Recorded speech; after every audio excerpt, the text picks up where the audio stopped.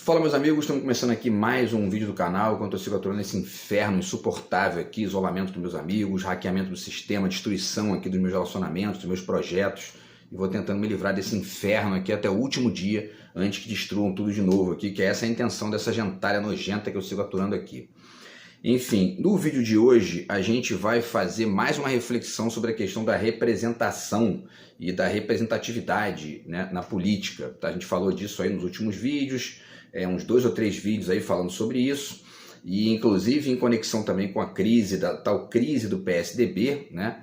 E hoje vamos estender um pouquinho mais isso aqui para poder, enfim, ajudar mais ainda a refletir sobre esse assunto, tá? A gente vai fazer isso a partir de uma reflexão do filósofo coreano Byung-Chul Han, nesse livro aqui, tá? No Enxame, tá? Tem um capítulo aqui, é um capítulo curto, tem 4 páginas, tá? Falando sobre a crise de representação, tá? Então vamos falar um pouquinho sobre isso, porque tem uma reflexão dele aqui, me parece que tem um erro que ele comete aqui, um erro sutil, que não é tão simples de perceber, mas que ajuda bastante a gente a entender aí que, na verdade, essa ideia de crise de representação é uma ideia meio equivocada, tá? Então vamos refletir um pouquinho sobre isso aí.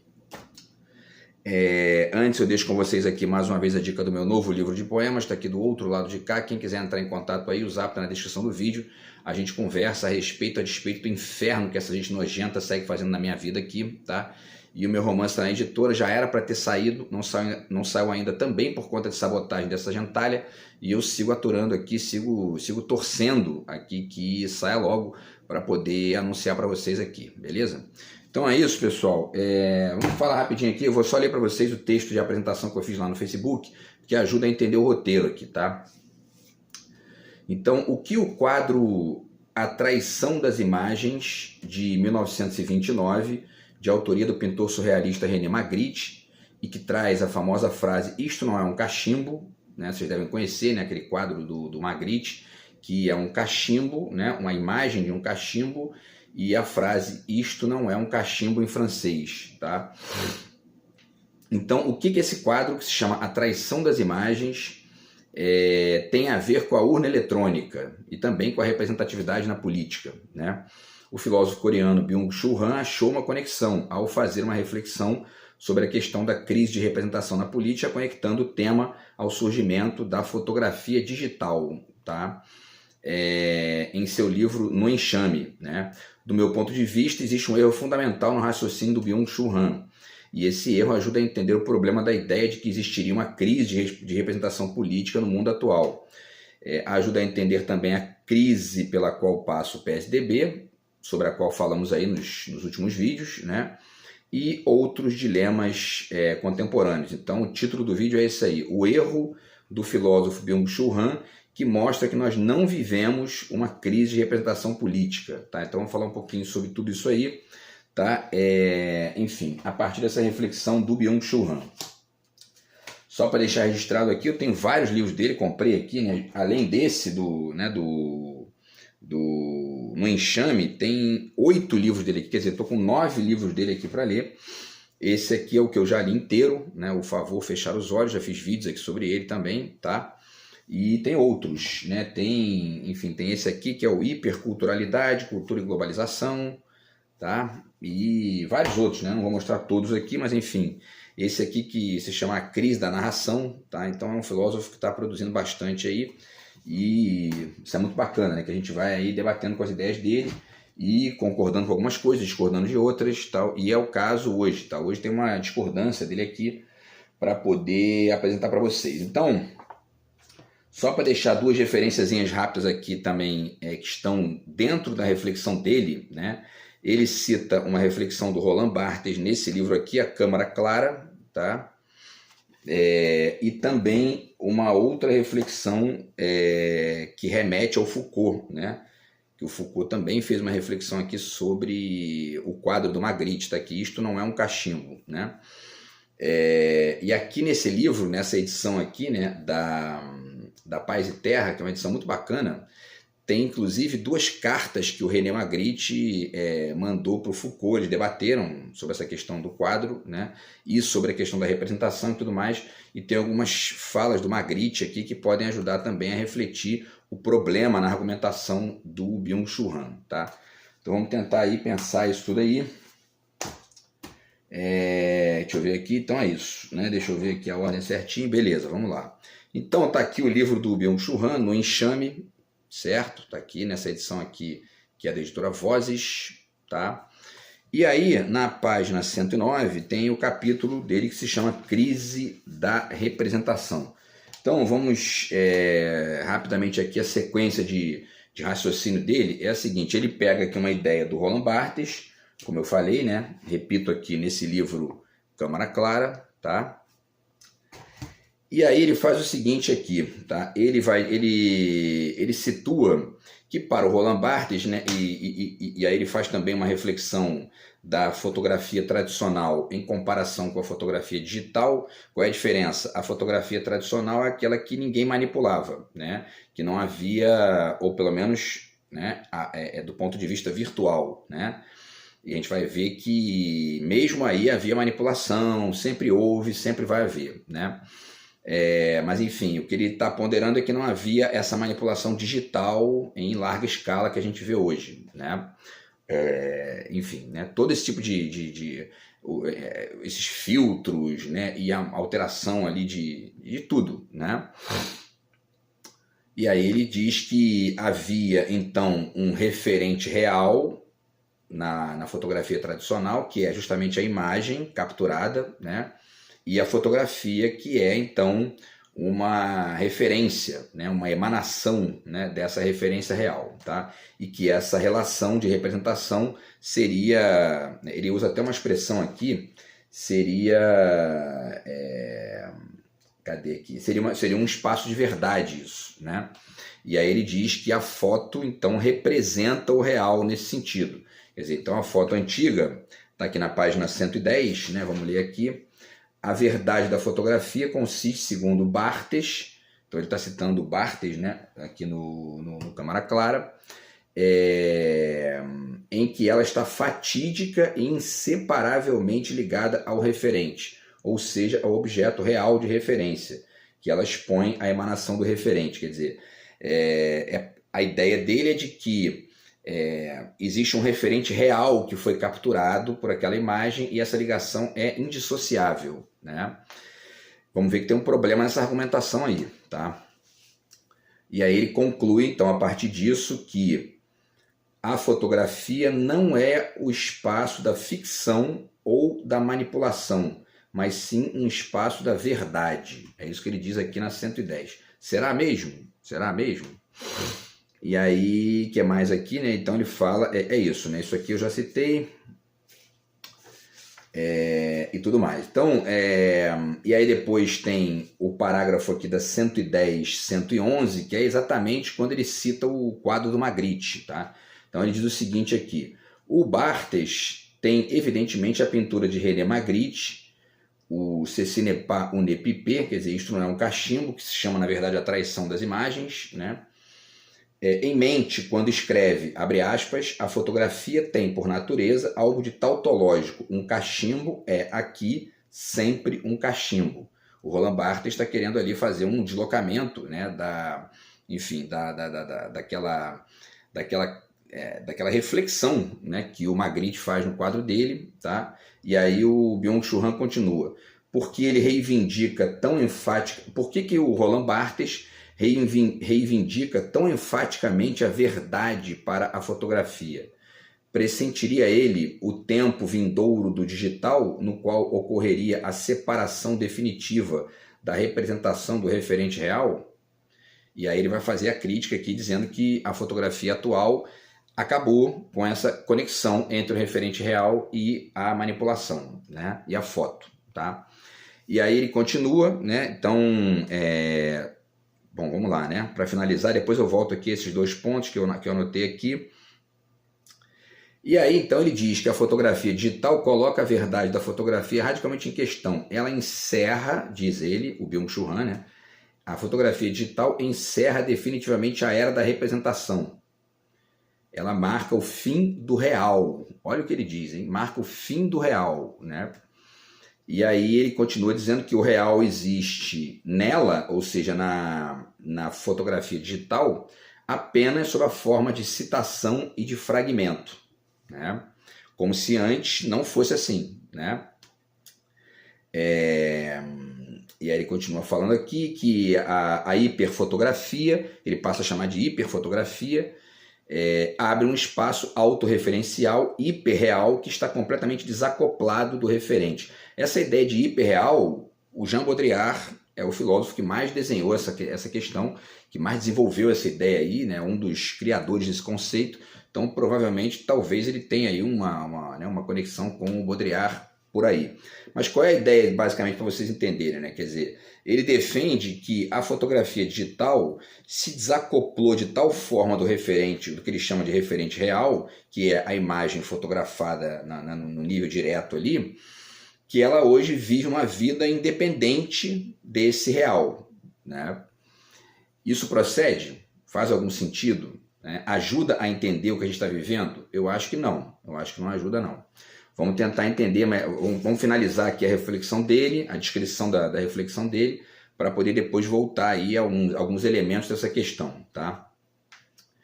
Então, para finalizar, deixa eu ver o que falta aqui, né? Tá aqui. E aí na 112, tá? E na 113, nas duas páginas, né? Ele finaliza a reflexão dele sobre essa mudança, né?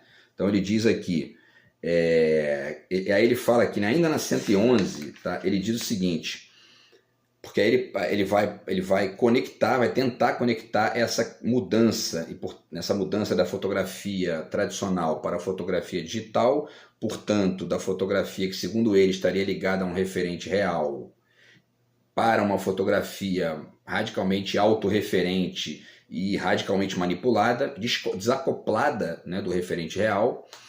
Ele tenta comparar isso com a crise de representação política, né? E aí diz o seguinte, a crise da representação fotográfica tem o seu correspondente na política.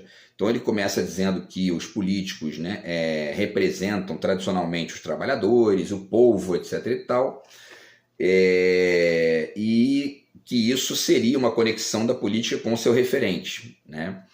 Quer dizer, o referente real, para ficar na expressão que ele usa, da política tradicional era o povo, né? E aí, hoje, ele diz, né, a relação da representação está, como no caso da fotografia, tremendamente abalada. O sistema econômico-político se tornou autorreferencial, diz ele, né? Ou seja, nessa perspectiva, então ele acredita que existe uma crise de representação política e essa crise seria por conta de que a política, o espaço da política de Estado, bem entendido, né, se transformou num espaço autorreferencial que não tem mais conexão com o povo, que não diz mais nada para o povo e que não gera identificação. Isso, para mim, é um grande equívoco. Vamos tentar mostrar aí por quê, tá? E aí ele diz, né? O sistema econômico-político se tornou autorreferencial, ele não representa mais os cidadãos ou a esfera pública, e os representantes políticos não são mais percebidos como servidores do povo, mas sim como servidores do sistema, que se tornou autorreferencial. É nessa autorreferencialidade do sistema que está o problema, diz ele, né? A crise da política só se deixa superar por meio... Aí ele sugere a solução, né? A crise da política só se deixa superar por meio do seu reacoplamento ao referente real, ou seja, às pessoas, né? E aí ele finaliza aqui também com duas coisas que eu acho bacana de citar para a gente poder aí, ponderar aqui os problemas na argumentação dele, né? Ele diz que as pessoas também estão se deteriorando em enxames de unos barulhentos, seriam essas figuras, né, que são mais desacopladas de qualquer ideia de esfera pública, ou, enfim, alienadas disso, desinteressadas disso, e, enfim, ele compara com os hikikomoris, né, que seriam indivíduos que vivem isolados, sem contato com a sociedade e tudo mais, que é uma coisa muito comum lá na Coreia, né, que ele é coreano. E aí que indivíduos que não formam nenhuma esfera pública, que não participam de nenhum discurso público. Aí ele conclui da seguinte maneira: ao sistema autorreferencial se contrapõem os indivíduos para si isolados, que não agem politicamente, né? E aí ele continua criticando o egoísmo, né, do ser humano atual e tudo mais, e finaliza dizendo que, enfim, para que são necessários partidos hoje se cada um é ele mesmo um partido? Se as ideologias que formavam outrora um horizonte político degeneram em incontáveis opiniões individuais e opções individuais? Em que medida a democracia é pensável também sem discurso, né? Então, do meu ponto de vista, ele está caindo numa perspectiva aqui que é muito parecida com a defesa dos neoliberais aqui no Brasil, né? É muito parecida com a defesa que os neoliberais fazem aqui, dado o fato de que a política não interessa, o que interessa é o interesse privado, isso acabou e etc e tal. E em alguns casos, esses neoliberais se conectam com o discurso da globalização. Em outros, é apenas, enfim, um exercício de submissão, de subserviência intelectual aos ditames dos Estados Unidos, por aquela via que eu tenho discutido aqui, da substituição mal refletida de Portugal pelos Estados Unidos, etc e tal. Mas em outros casos, alguns deles se conectam com a globalização. Agora, existem aqui vários problemas na argumentação dele. Primeiro, vamos começar, né? Ele diz: ao sistema autorreferencial se contrapõem uns indivíduos para si isolados. Para início de conversa, o indivíduo para si isolado, se é que isso pudesse acontecer, né? Porque mesmo essas pessoas aí que ficam presas dentro de casa, jogando videogame na Coreia, tudo mais, elas pagam luz, elas pagam internet, elas têm uma conexão mínima com o espaço público, que é política, mesmo que elas não queiram, né? Então, enfim, mas quando ele diz ao sistema autorreferencial político, né, se contrapõe os indivíduos para si isolados são um sistema autorreferencial. Então não se contrapõe coisa nenhuma, né? Na verdade, um reflete o outro, né? É mais ou menos isso. Indivíduos desacoplados da discussão pública, do interesse público, da percepção mais ampla da coletividade, enfim, da sua sociedade, etc. e tal, vão votar geralmente em políticos dessa mesma laia. Simples assim, né? E é o que acontece no Brasil. No Brasil é exatamente isso aqui que acontece. Quer dizer, indivíduos para si isolados, ou seja, desconectados de interesse em pesquisar melhor, entender a diferença de projeto, perceber a história mínima dos partidos e do Brasil, das linhas políticas, votam em pessoas muito parecidas, né? Geralmente de direita, porque a esquerda tem uma conexão com o projeto aqui no Brasil, a direita não. Então quem não tem interesse nenhum em entender a diferença de projeto dos partidos, entender a diferença que existe entre a perspectiva da esquerda, que é um Estado atuante, etc. e tal, e a da direita, que fica o tempo todo negando tudo, né? Nega o Estado, nega a economia, nega tudo, né? Vamos privatizar, entrega na mão do capital estrangeiro, dane-se, mercado financeiro que presta, o resto não serve para nada, indústria, vamos começar a parar de investir nisso aí. Quer dizer, né, essas diferenças existem, quer se queira, quer não. Se você não considera isso, você vai ficando isolado e vai automaticamente escolhendo políticos a partir de uma perspectiva ali de momento, né? E isso invariavelmente gera péssimas escolhas, né? Bom, pessoal, então vamos lá para a gente poder entender aqui, porque tem outro problema, né? Quando ele fala que existe... Agora vamos lá, né?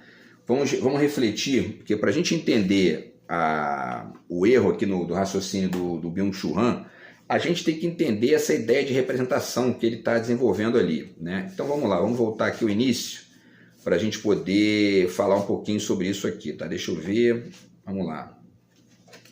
Cadê aqui?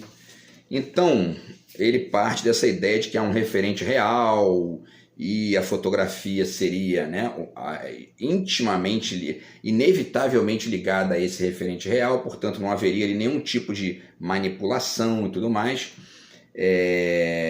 E já na fotografia digital essa manipulação é a protagonista, né, a ponto dele dizer que a fotografia digital se desacoplou completamente do referente real.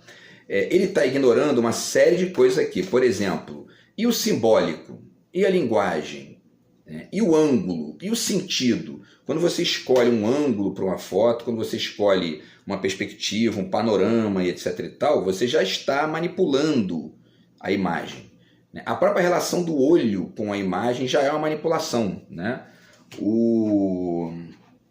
E aí é interessante a gente entender aqui, porque tem um texto muito legal do do Bachelard aqui, nesse livro Estudos, que ajuda a entender isso aí, tá? Ele fala, por exemplo, aqui, né, tá aqui, ó, O Mundo como Capricho e Miniatura. É um texto muito legal aqui que está na página 23. E aí ele diz que o mundo é minha miniatura porque está tão longe, tão azul, tão calmo, quando o considero onde ele está, como está no tênue desenho do meu devaneio, no limiar do meu pensamento. Agora olha só o que ele diz aqui. Para dele fazer uma representação, para colocar todos os objetos em escala e medida real, em seu verdadeiro lugar, preciso quebrar a imagem que eu contemplava quando ele era uno, e depois encontrar em mim mesmo motivos ou lembranças para reunir e ordenar o que minha análise acaba de quebrar, né? E aí depois, na página seguinte, ele finaliza dizendo, né? É como panorama que o mundo é totalidade e unidade, massa objetiva oferecida à contemplação. Então essa massa que se oferece à contemplação e que o Byung-Chul Han está chamando de referente real, o Bachelard está dizendo, ó, isso é um panorama. Portanto, isso já tem de saída a participação do sujeito que olha, do sujeito que fotografa. É importante dizer isso. Por isso que ele trabalha com a ideia de mundo como capricho e miniatura, né? Interessante isso aqui. Então isso aqui já demonstra um problema aí na argumentação do Byung-Chul Han. Mas tem mais, vamos lá. Aqui está o livro do Foucault, Isto Não É um Cachimbo, tá? Vamos ver o tempo aqui. E aí aqui tem as cartas do Magritte, né? Então tem apenas aqui um trecho que eu queria ler de uma das cartas que foi escrita, deixa eu ver aqui, foi escrita no dia 23 de maio de 66, e o Magritte diz o seguinte aqui, né? Ele vai defendendo a riqueza e a inevitabilidade do mistério e justifica isso, né? Ele está justificando ali o título ou a frase que ele colocou no quadro, né? Que diz que isso não é um cachimbo, né? Tá aqui inclusive a imagem do cachimbo aqui, e no quadro tem ali, isto não é um cachimbo. Ele diz aqui, então, ele diz aqui, o invisível seria então por vezes visível. Ele está falando do pensamento, né? Só com a condição de que o pensamento seja constituído exclusivamente de figuras visíveis. Ou seja, isso é uma ilusão, acreditar nisso, né? E aí ele continua defendendo aqui que o que não falta importância é o mistério evocado de fato pelo visível e pelo invisível, e que pode ser evocado de direito pelo pensamento que une as coisas na ordem que o mistério evoca, né? Portanto, nas representações. E ele finaliza embaixo dizendo que isto não é um cachimbo, né? Que é ali a frase de baixo, né? Não contradiz o desenho. Do ponto de vista do Magritte, na intenção dele aí no quadro, ele o afirma ao desenho de outro modo, né? O que ele quer dizer basicamente com isso? Ele está ali chamando atenção para o risco de que uma imagem seja reduzida a um significado estrito. Simples assim. E ele está ironizando isso, usando o texto e tudo mais. E aí tem até uma entrevista dele que ele diz que o cara pergunta para ele, mas isso não é um cachimbo? Aí o cara diz, aí o Magritte diz, tenta acender lá para ver se sai fumaça. Não vai sair, porque não é um cachimbo. Então ele está querendo, ele está brincando ali, né, ironizando, para poder manter aí aberto a outras alternativas, né, aquele sentido e tal. Agora é importante entender duas coisas aí, rapidamente. Primeira, os artistas de vanguarda, os filósofos do século XX estavam ali refletindo de maneira ampla e tal os problemas do sentido estrito. Então, portanto, os problemas da chamada alienação, dos reducionismos, dos simplismos, etc. e tal. Então, a verdade para eles era um problema nesse nível, né? No nível da redução. Isso é verdade. Geralmente, isso aí que se diz que é verdade são reduções, né? E reduções interessadas, simplistas, com uma série de problemas aí, parciais e tudo mais, né? Hoje, a gente já está em uma outra época. Vamos tentar desenhar um roteirinho rápido aqui para isso, tá? Então, naquela época, né, está aqui, por exemplo, o Roland Barthes, que dizia que o limite, então, para o intelectual é a trapaça da linguagem, na medida em que essa linguagem que se reduz, que se vende como verdade única e exclusiva das coisas é fascista, ele diz aqui, né, ele chama de fascista, e sugere isso, tá? O Debord vai falar isso aqui também, né, que a imagem está substituindo o vivido, porque ele está falando basicamente disso, da alienação gerada pelas verdades imediatas produzidas por outrem e que são reduções, simplismos da realidade, né? O Jean Baudrillard vai falar disso aqui também, e aí ele já vai partir para aquela ideia de hiperrealidade, que seria, em parte, aqui a ideia de simulacro dele, tá? E eu não estou dizendo que isso aqui acabou, né? Mas a gente tem que tentar ler outros elementos que estão sendo acrescentados aí também a isso aqui, tá? E, inclusive, outras chaves para entender melhor isso também, né? E aí ele vai dizer, por exemplo, aqui nesse livro Power e Inferno, ainda o Jean Baudrillard, que a guerra do Iraque e do Afeganistão foram um não acontecimento, né? Na medida em que foram totalmente produzidas pela mídia, no sentido, né, da visão que a gente tem aqui do Ocidente, e que a gente ficou aqui com uma visão radicalmente empobrecida disso aí, porquanto alienada e parcial, etc. e tal, tá? Isso fica muito evidente quando a gente lê esse livro aqui do Carlos Dornelles, que ele desenha uma série de argumentos e de exemplos, né, de uma cobertura muito parcial da mídia brasileira, que não acessou perspectivas orientais e tudo mais, tá? E aí, voltando aqui ao Byung-Chul Han, né, para a gente poder fazer a articulação final aqui do vídeo, tá? Então tá aqui de novo o livro do Byung-Chul Han. Então, quando ele diz que a representação real, né, ou melhor, né, que o referente real representado na fotografia foi substituído por uma manipulação, ele já está ignorando que toda foto, toda fotografia de saída já é uma representação e, enquanto tal, uma conexão entre um panorama, entre uma imagem bruta, uma massa bruta e disforme, digamos assim, e um olhar. É isso que o Bachelard diz lá, né? Então, cadê aqui, né? Deixa eu ver aqui onde é que está. Vale dizer o seguinte aqui, né? Na verdade, a foto já nasce citação e fragmento desde o início. Por isso que o Bachelard usa a metáfora do capricho da miniatura. O capricho seria isso, né? Uma citação, um fragmento da massa total ali do panorama, né? E assim como a conexão do próprio olho com a imagem não é uma representação do real, e sim uma complexidade entre a massa bruta ali da matéria e a perspectiva, né? Não dá para entender de outra forma. Bom, e aí ele diz que está totalmente desacoplado do referente, e aí para você entender essa complexidade, é importante você entender que existe mais aí além dessa mera manipulação estrita da imagem, né? Porque senão no limite você começa a defender que existe uma verdade absoluta da imagem que está sendo ignorada, né, por essa manipulação atual. Hoje, essa ideia de verdade, por exemplo, está sendo radicalmente discutida, né?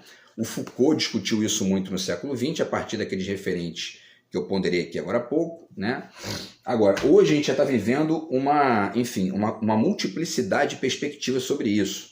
O Harold Bloom, por exemplo, Abaixo as Verdades Sagradas, né? Tudo isso aqui é um pouco reflexo do Foucault no pior e no melhor sentido, né?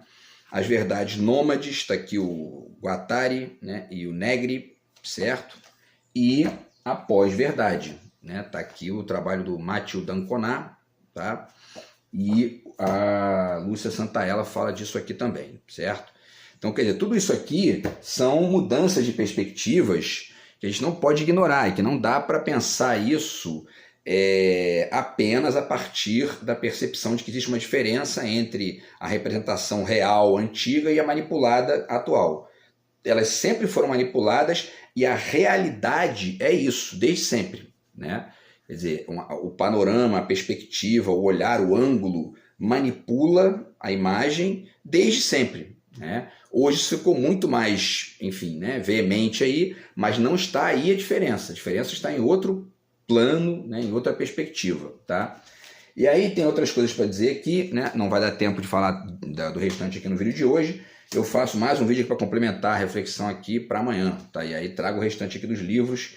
E essa ideia de realidade também é interessante discutir isso para poder entender o problema, né, da argumentação do Byung-Chul Han e a relação disso com a política, que é isso que a gente vai continuar então no vídeo que vem, beleza? Então é isso, pessoal, a gente se fala no próximo vídeo aí, grande abraço, tamo junto, fui.